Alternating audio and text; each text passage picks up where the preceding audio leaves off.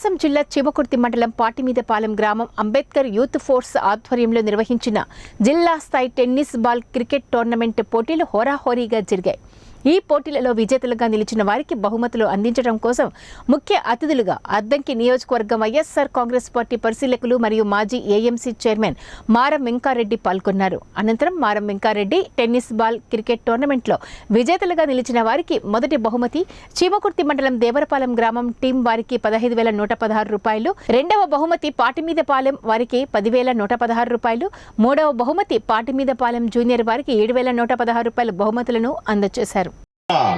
ఇక్కడ ఉన్న గ్రామ పెద్దలందరికీ, మన అంజీ గారికి, పెద్ద అంజీ గారికి, నాని గారికి, మన మేళం వెంగన్న గారికి, ఇంకా ఇక్కడికి విచ్చేసిన రామకృష్ణ గారికి, డాక్టర్స్ అసోసియేషన్ మన అశోక్ గారికి, రామకృష్ణ గారికి, ఇంకా పెద్దలందరికీ కూడా మన దశరథరామరెడ్డి యూత్ సభ్యులకి, ముఖ్యంగా సంక్రాంతి అంటే మన ఆంధ్రప్రదేశ్లో సంవత్సరం పొడుగుతా పడ్డ కష్టం మర్చిపోయేదానికి 3 రోజులు ఆనందంగా ఉండేదానికి ఎవరికి నచ్చిన కార్యక్రమాలు వాళ్ళు చేసుకుంటారు.